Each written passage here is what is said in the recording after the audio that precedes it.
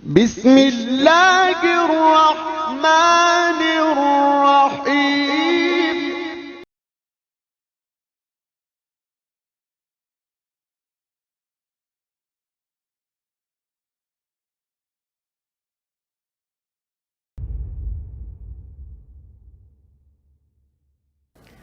Saya tanyakan dulu, masih konsisten mau masuk surga Firdaus? Yakin? Bagaimana kalau kita tawarkan cara masuk yang paling tinggi? Mau? Masuk surga Firdaus itu ada dua cara. Cara standar di surah Al-Mu'minun ayat 1 sampai dengan ayat 11. Standar itu. Jaga sholat, kalau ada waktu zakat dititipkan berzakat, jangan berbuat zina, berkata-kata yang sopan, yang baik, bertindak yang bagus, jauhi lagha, itu standar. Ada tingkat paling tinggi. Mau? Masuk surganya itu disambut oleh semua malaikat di setiap pintu surga. Dimulai masuknya dari surga Aden. Dan sebelum masuk saat hisab, itu dipakaikan mahkota dulu. Bahkan di alam kubur jasadnya dijaga, gak hancur. Kalau benar cara amalannya. Di alam kuburnya dijaga. Ini kita yakin ya, awas ya. Awas, karena kita kan yakin, ini kan ayat dan hadis. Halo, ini apa? Ayat dan iman kita dipertaruhkan. Kalau gak yakin berarti imannya dipertaruhkan. Ini bukan Adi Hidayat yang bicara, saya bicara dengan Quran. Bicara dengan apa? Quran, awas ya.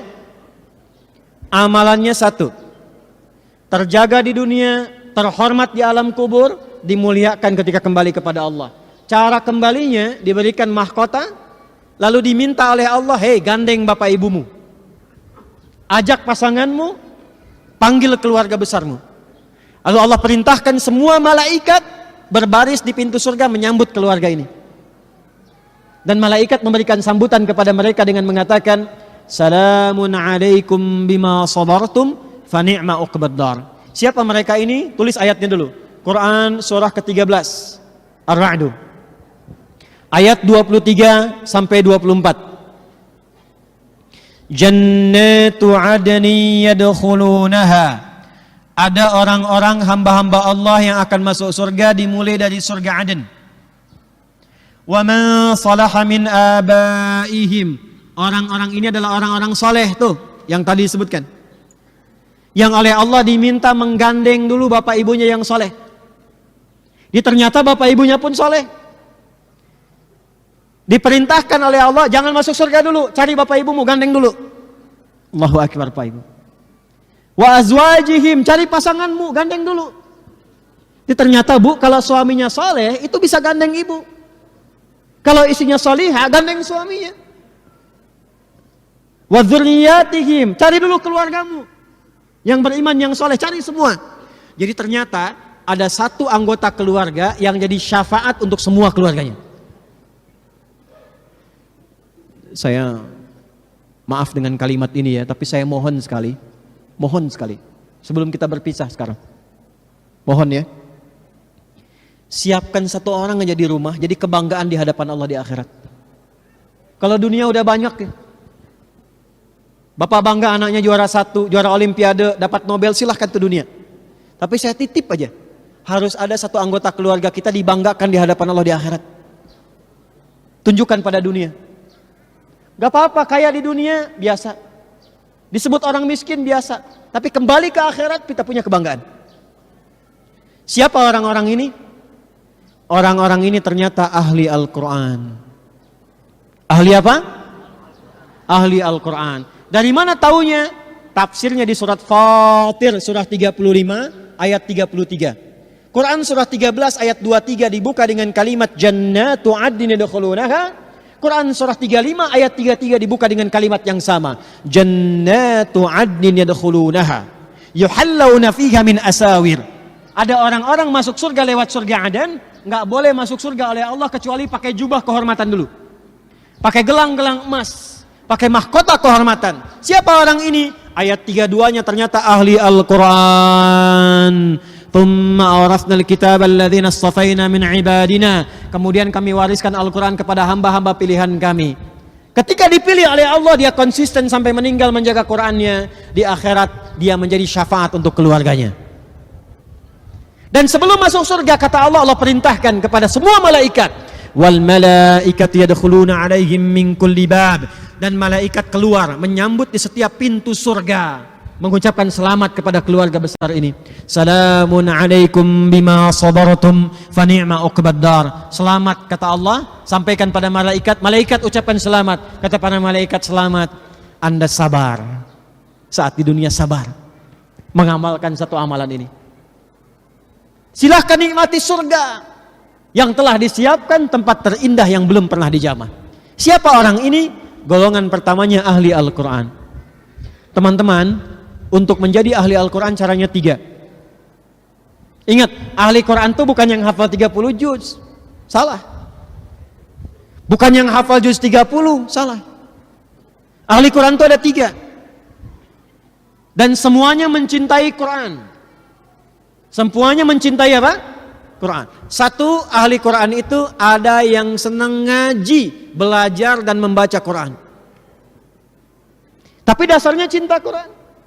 Saya pengen pulang sebagai ahli Quran, saya belum bisa ngaji, datang ke Pusdai, masuk kelas belajar Quran, konsisten sampai meninggal, ahli Quran. Ustazah yang sekarang viral meninggal itu kan, coba lihat buku yang sedang dibaca. Lihat bukunya, doanya apa? Doa khutbul Quran. Itu sedang dengan pengajian ibu-ibu, Bu. Itu pengajian ibu-ibu itu, sedang baca Quran. Sedang khataman doa khutbul Quran itu. Saya bermohon mudah-mudahan itu yang wafat yang paling termulia itu untuk beliau, insya Allah husnul khatimah. Di Bikers nih, kalau saran saya, ya sekarang siapkan ngaji, sepekan ngaji, datang belajar nggak apa-apa, jangan malu. Untuk kebaikan itu jangan malu. Malu itu kalau maksiat, sombong malu, riya malu, jumawa itu malu, diajak korupsi malu, diajak ngaji jangan malu. Gak apa-apa sekelas sama anak TK sama anak SD, gak apa-apa. Pulang-pulang ngajak naik motor kan, sambil ngaji sambil hafalan. Ada viral kisah, tahu Muaz? Muaz itu di Mesir. Bapaknya biker, cuman motornya gak sebagus Anda itu. Motor biasa. Apa bahasa Rusianya tuh? Butut ya? Itu. Ya, orang menyebutnya motor butut. Tapi apa? Dia jadikan itu sebagai kendaraan surga, road to jannah. Anaknya pengen minta menghafal Quran. Matanya buta, kata orang. Tapi saya selalu mengistilahkan ditutup dari maksiat. Sehingga ringan hisabnya. Guru yang mengajarkannya 20 kilo kurang lebih jaraknya. Maka apa yang terjadi? Bapaknya modifikasi motornya supaya mudah digunakan. Lalu berangkat ke tempat menghafal, konsisten diantarkan bolak-balik. Setiap pulang, bapaknya nulis lagi ayat, disimpan di dashboardnya. Ini kisah nyata, teman-teman. Kisah nyata. Di anaknya kalau pulang surat apa, nanti mau diantarkan, bapaknya nulis lagi. Disimpan di dashboard, di perjalanan, diperdengarkan anak baca. Bapak lihat ke depan, lihat ayat, lihat ke depan, lihat ayat. Singkatnya, tibalah waktu itu. Selesai hafalan, anaknya hafal Quran, bapak yang mengantar, gak hafal. Anaknya yang divonis buta, hafal. Hafal Qurannya, tajwidnya, makhrajnya sempurna seperti syekhnya. Viral kisahnya di dunia Arab. Datang reporter, kemudian datang ke situ mau wawancara. Ditanya, perhatikan kalimatnya. Ya Mu'adz, kalau engkau diperkenankan untuk memohon dan permohonan itu terkabul saat ini, kira-kira kamu mau minta apa? Kalau saya diminta bermohon dan permohonan itu akan dikabulkan, perhatikan, maka saya akan memohon kepada Allah saat saya akan menghadap sendirian di hadapan Allah. Enggak ada ayah lagi yang mengantar, enggak ada guru saya yang melindungi, hanya saya dengan Allah mempertanggungjawabkan semua perilaku saya saat hidup di dunia. Maka saya akan berkata, ya Rabb, ya Allah, saya telah berusaha menghafal Quran ini dalam keadaan mata saya buta sampai saya menghadapmu saat ini. Kalaupun saya memiliki banyak dosa sampai dengan hari ini, mohon ya Allah, dengan Quran yang telah saya hafalkan ini, ringankan siksa saya di neraka kalaupun saya harus mendapatinya. Anak kecil belum dihisab, belum balik, mata buta, menghafal Quran, menjadi ahli Quran hanya untuk menyiapkan bekal kembali kepada Allah dan minta diringankan siksanya. Siapa kita? Antum yang motornya saya lihat bagus-bagus tuh. Luar biasa, bangga. Jaketnya, pakaiannya, macam-macamnya. Itu dunia, teman. Anda kalau pulang dari sini wafat, apa yang Anda bawa menghadap Allah Subhanahu wa taala?